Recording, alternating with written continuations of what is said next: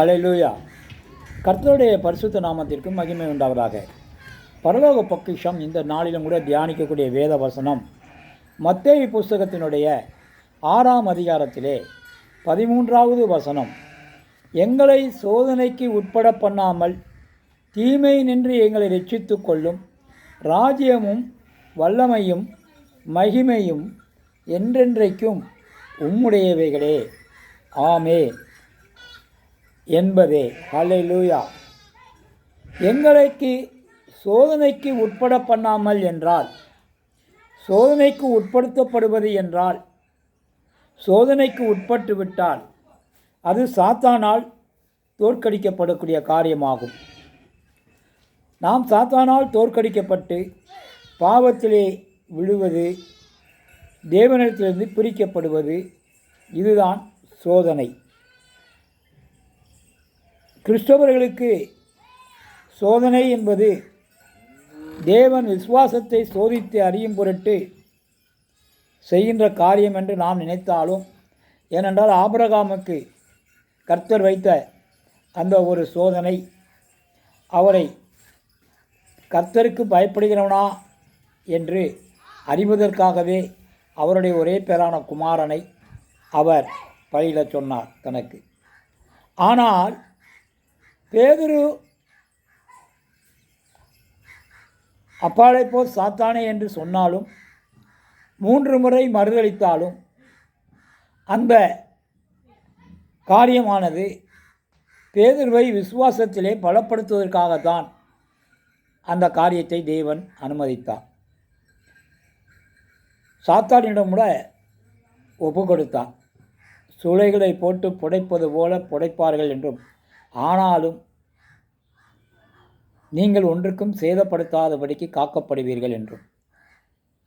ஆகவே அன்றைக்கு பேதுருவின் விசுவாசத்தை ஸ்திரப்படுத்துவது போல இன்றைக்கு நாமும் சோதனைக்கு உட்படாமல் கர்த்தர் அனுப்புகின்ற சோதனை நம்முடைய திராணிக்கு உட்பட்டதாகத்தான் இருக்குமே ஒழிய நம்மை மேற்கொள்வதாக இருக்காது.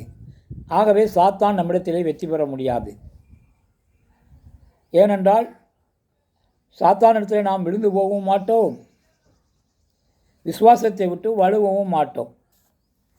அதனால்தான் மத்தேயு சொல்கிறார் 21ஆம் அதிகாரத்திலே 41வது வசனத்திலே, நீங்கள் சோதனைக்கு உட்படாதபடிக்கு விழித்திருந்து ஜெபம் பண்ணுங்கள். ஆவி உற்சாகம் உள்ளதுதான், மாம்சமோ பலவீனம் உள்ளது என்று சொல்கிறார். அதாவது நமது உடைமைகளையும் நமது குடும்பத்தையும் காப்பாற்றுவதற்கு நேரத்தை நாம் செலவழிக்கவும் உழைக்கவும் தயாராக இருக்கின்ற நாம் நம்முடைய ஆத்துமாவை குறித்தும் அதை காப்பதற்கு நாம் கவனமாக இருக்க வேண்டியது அவசியம். ஒருவேளை நம்முடைய வாழ்க்கையில் நமக்கு ஜெபக்குறைவு ஏற்பட்டால் சோதனைகள் பெருகிக்கொண்டே போகும். ஆவி, ஆத்மா, சரீரத்தால் ஆகிய மனிதனை ஆவியை பற்றுமே இங்கே கர்த்தர் குறிப்பிடுகிறார்.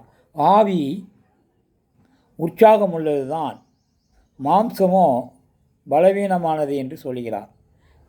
ஏனென்றால் ஆவி மனிதனுக்கு ஒரு முக்கியமான பகுதி.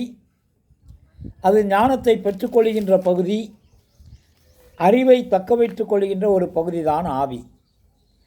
ஆவியினுடைய எண்ணத்தின்படிதான், செயல்படிதான் மனிதன் மனச்சாட்சி இயங்குகிறது. ஆகவே நான் என்று மனிதனை எண்ணும்படிக்கு செய்வதும், என்ன செய்ய வேண்டும் என்று முடிவெடுப்பதும் மனிதனுடைய ஆவியினுடைய செயலாகும். ஆகவே சோதனை, பரிசோதனை என்பதையெல்லாம் நாம் ஜெபத்திலே முழுமையாக இருந்தால் நாம் சோதனைக்கு உட்பட மாட்டோம், சாத்தான் நம்மை மேற்கொள்ள மாட்டான் என்பதை தான். அடுத்து இந்த வசனத்திலே தீமை நின்று எங்களை ரட்சித்து கொள்ளும் என்று சொல்லப்பட்டிருக்கிறது. தீமையிலின்று ரட்சித்து கொள்வதற்கு என்றால் நாம் வசனம் 11 பார்த்தோம். எங்களுக்கு வேண்டிய ஆகாரத்தை இன்று எங்களுக்கு தாரும். அது நம்முடைய சரீரத்திற்கான ஆகாரத்தை கேட்டது. நேற்றைய தினலே 12வது வசனத்திலே எங்கள் கடனாளிகளுக்கு நாங்கள் மன்னிக்கிறது போல எங்கள் கடன்களை எங்களுக்கு மன்னியும் என்று கேட்டோம். கடன் என்பது பாவம்.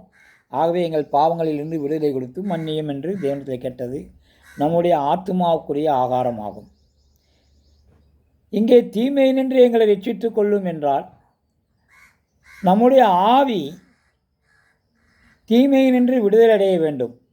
ஏனென்றால் பிசாசானவன் கெர்ச்சிக்கிற சிங்கம் போல எவனை விழுங்கலாமோ என்று வகை தேடி சுற்றித் திரிகிறவன். ஆகவே அவனிடத்தில் நாம் அகப்பட்டு கொள்ளாதபடிக்கு தீமை நின்று நம்மை விடுதலை பெறுவதே இங்கே தீமை நின்று எங்களை ரட்சித்து கொள்ளும். ஆகவே இது நம்முடைய ஆவிக்குரிய உணவாக தேவன் தருகிறார். ஆகவே இந்த 2 காரியங்களிலும் நாம் ஜெபத்தில் விழித்திருந்து ஜெபிக்கும்போது தேவனுடைய ராஜ்யமும் வல்லமையையும் மகிமையையும் என்றென்றைக்கும் உம்முடையவைகளே என்பது நம்முடைய ஜெபம் எப்படி ஆரம்பித்ததோ அப்படியே தேவனை துதித்து நாம் அந்த முடிவிலே ஆமென் என்று சொல்வதன் மூலமாக கர்த்தர் நம்முடைய ஜெபத்தை ஏற்றுக்கொண்டு பதிலளிப்பார் என்ற நம்முடைய விசுவாசத்தை காட்டுகிறது. அதுதான் தேவனுடைய ராஜ்யம் வல்லமை மகிமை என்றென்றைக்கு உம்முடையவைகளே.